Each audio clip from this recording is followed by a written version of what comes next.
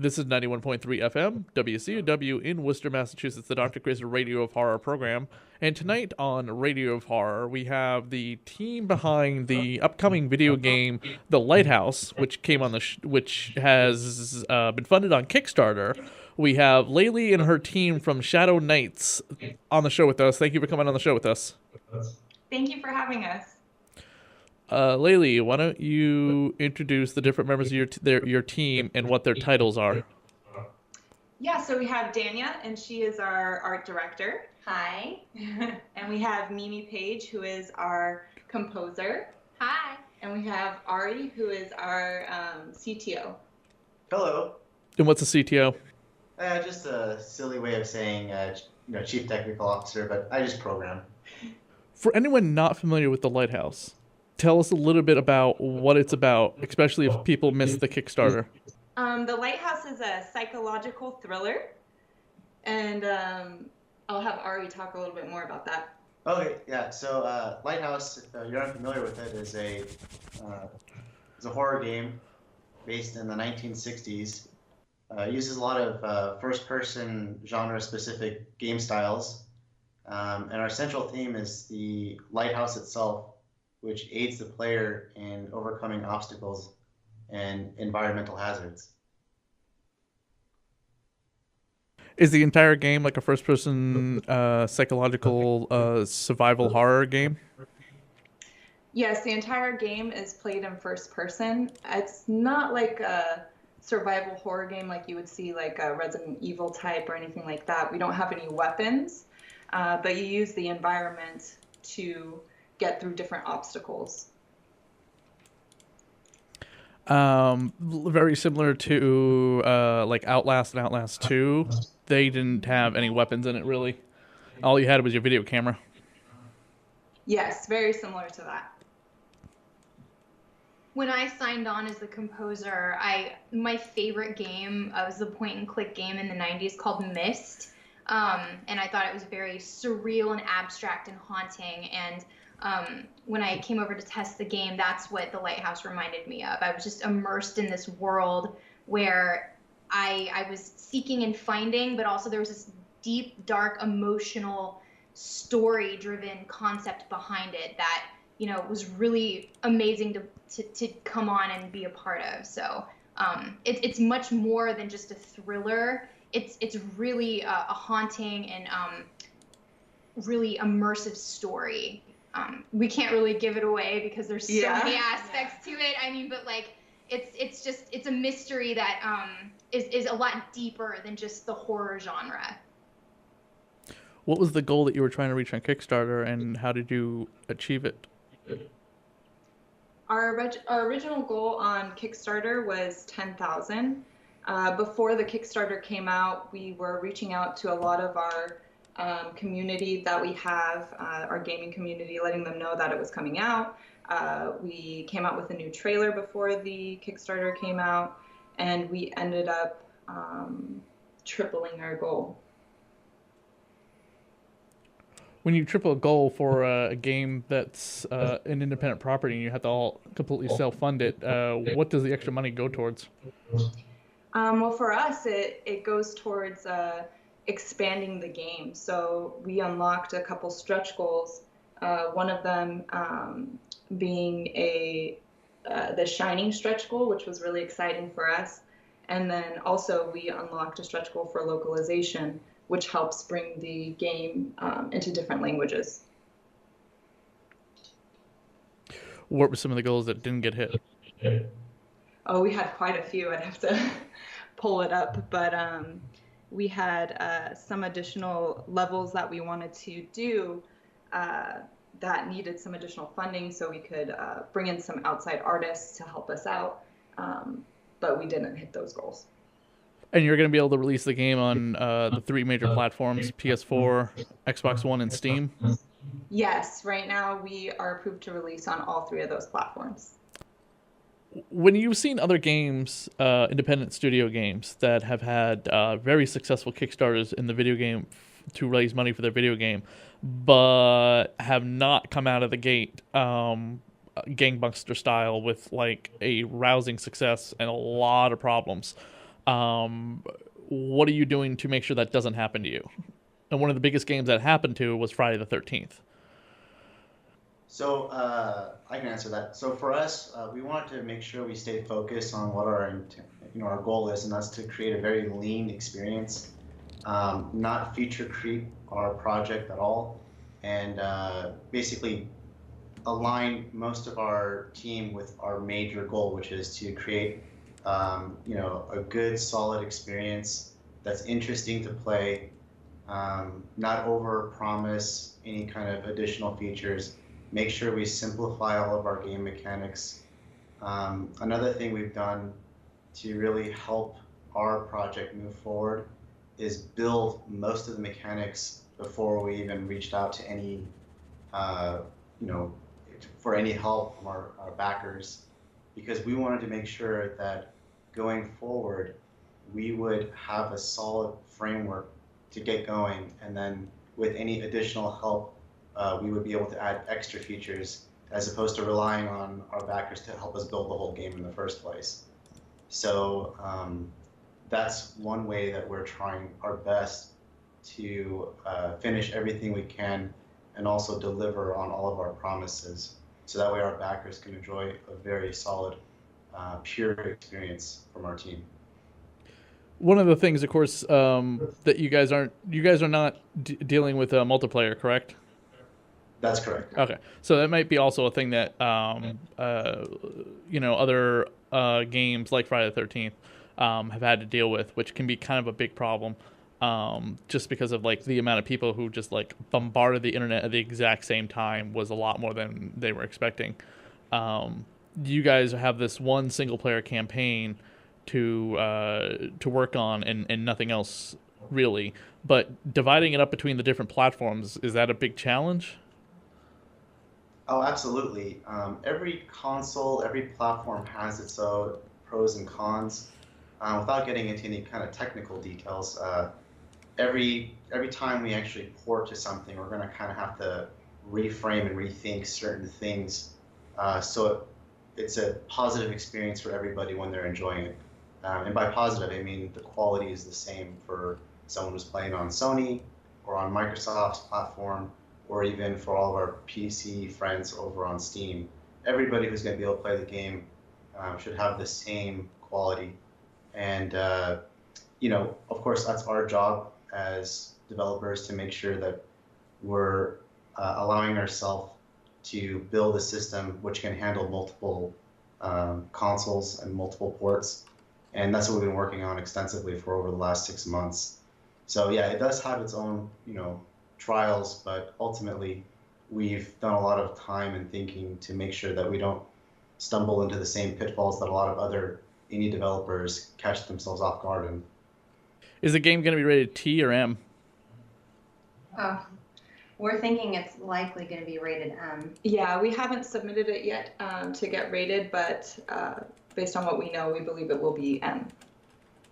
What can you talk about some of the content that's going to make it an M-rated game, and how do you make sure you don't get an X-rated or an A? There's no X rating. There's A, adults only. Yeah. However, you're not going to be in stores, right? You're a download game only, correct? So an A rating wouldn't affect you at all because A really is only the curse of death for games that are going into stores. Whereas you guys are going to be online. Who the fuck cares? It's the internet, and you do whatever the fuck you want. That's why I'm swearing. Hey, there you go. In my survival horror, I like to see blood, like to see boobs, like to see swearing. But I don't think you're that kind of game. You're probably just gonna get some blood. Well, you'll have to play it to find out. Yeah. Yeah, we don't want to give too much away. I'll just say that the backstory is very juicy, so I think you'll like that part. Yeah. How juicy are we talking, and where is the juice coming from? Is it coming from the orifices of the body of just having to be bleeding, or are we talking something more adult? That left everyone speechless. Yeah. We want to make sure that we definitely hit all of our horror fans, heartstrings, right? We want to make sure that we can pull on all the things that they like. But at the same time, we don't want to be grotesque. We want to make sure we have a lot of reservation for the things that we depict, which are considered scary or icky. Those should be done with precision, right? We have to make sure that everything we're building has a purpose, and that we're not doing it just for the heck of it. Like Friday the 13th, which is one of my favorite games, and all props to the studio for doing it. We're probably not going to have any severed heads or, intestines being dragged on the floor. There's a lot of games that do that, and they're great. But in our game, it doesn't serve the purpose of the story, so you won't see anything like that in there. But you will see a lot of other horrific things that are very psychological, which, in my opinion, and I'm sure the team would agree, Big is, time. is much More more powerful. impactful. Yes, Yeah, more powerful, absolutely. when done right. Yeah. And that's what we're striving to do constantly. Like the levels that I'm scoring musically, they remind me of like more Hitchcock, where it's like very suspenseful and terrifying, but so much is built up with the story and the visual that it's not grotesque. It's very tasteful, but it's also really terrifying because you're in that state of not knowing what's going to happen next. And it's really like what you're anticipating and what your mind's, kind of speaking for you that I find more terrifying than just guts on the floor. Mimi, as a composer in many things such as television, and you had a song that was on Ghost Adventures. I did, yeah. Is that kind of like having? Is that just like the Bare Naked Ladies having their a theme song on The Big Bang Theory? How so? What do you mean by that? World-renowned fame and fortune. Well, it's amazing with that scoring Ghost Adventures. I got such an amazing following and connection with that world that I just scored the feature film of Zach Bacon's The Demon House, which will be in theaters in 2018. So I found a lot of love in that community. And what type of music would you say you would classify your music as?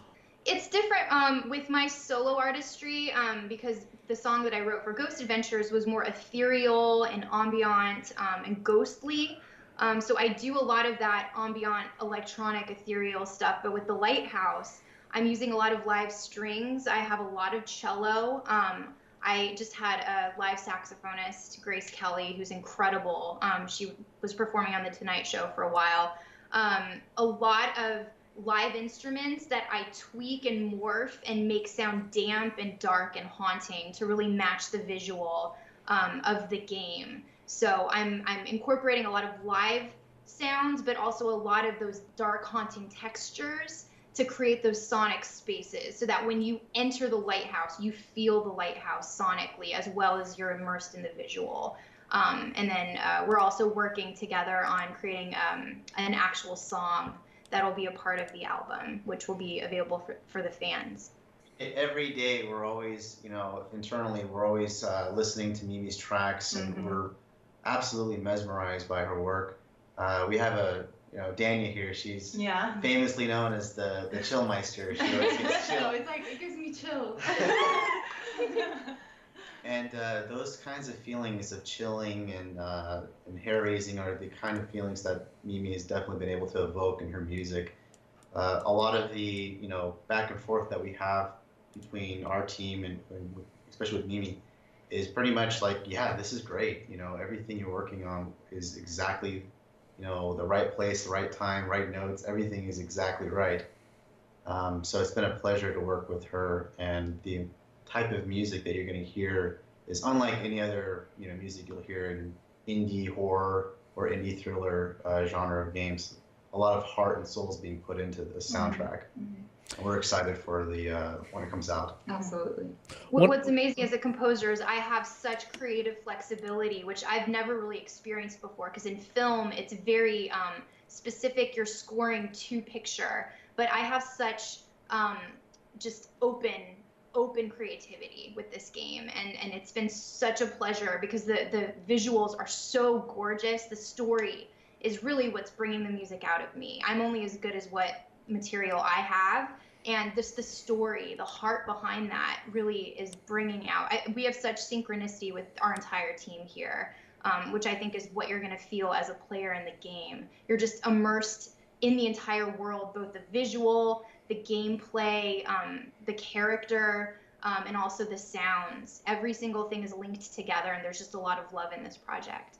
There was a goal of there was a what do you call it? A reward for $7,500, and you had a chance to become a 3D character in the game. Did anyone was anyone able to get that?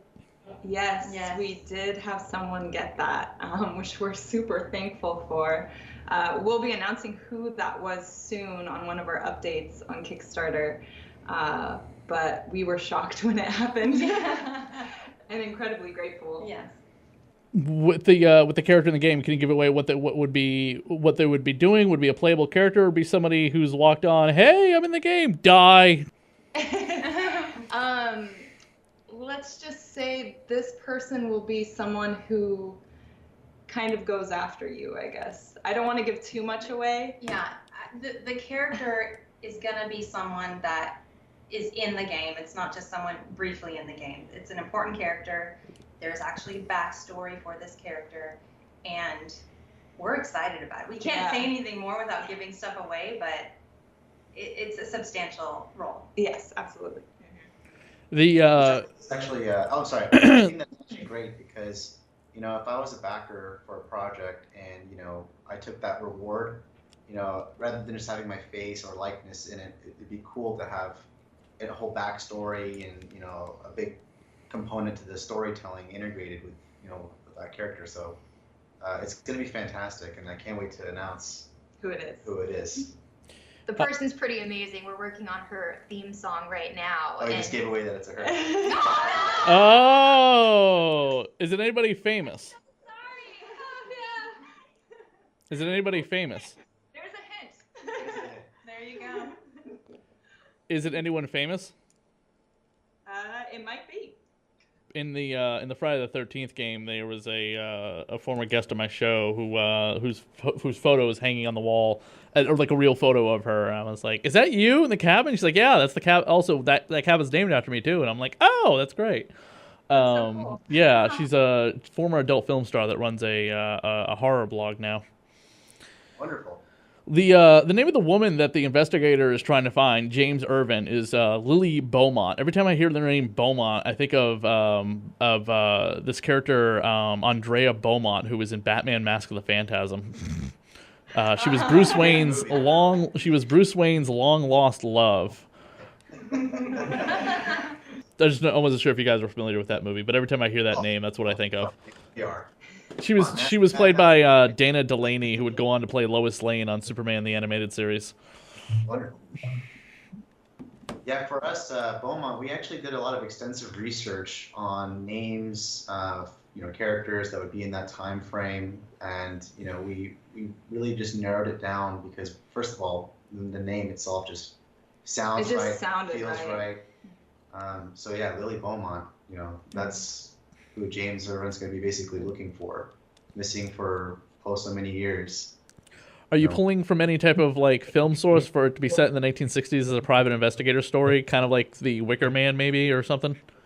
I can take that, but Yeah, not necessarily. A lot of the stuff that we did kind of came naturally when we were, you know, brainstorming the ideas and really we spent 2 years writing the story for the Lighthouse.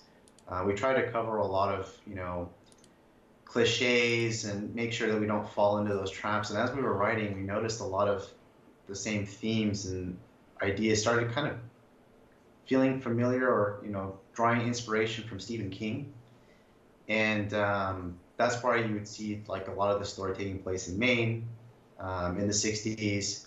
The movie It just came out recently, and, you know, it's a kind of a coming of age story, and it's set in Maine.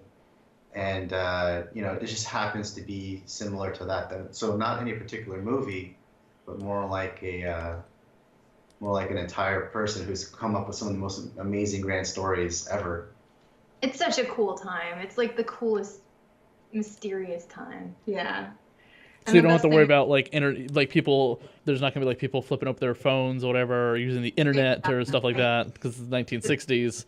Right. The technology we have today is not going to be present in the game, which makes it a little more scary, I think. You know, I'm going to chime in a bit. As the artist, it requires a lot of research. I mean, our whole team has researched it, but, you know, we want to be accurate to the time period, and you can't just guess it. You have to know your facts. We don't want to just throw things in there and say, oh, that's old. That should fit in that time period. No, we were very specific about the exact dates. I mean, Laylee the other day was on a calendar verifying that Saturday was that 22nd. You know, everything. Was it moonlit night? Oh yeah, Was it a full moon? We fact check everything. Everything's deliberate. The story's amazing, and you can tell that we spent quite a long time on it.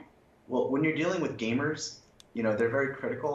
We're all gamers. You know, we've been playing games since we were kids, and anything that has a loophole or something's not structurally right in the storytelling or narrative, it sticks out like a sore thumb, right? And we want to try to avoid any of those pitfalls as much as we can by not writing ourselves into a wall, making sure that everything that you interact with is very deliberate.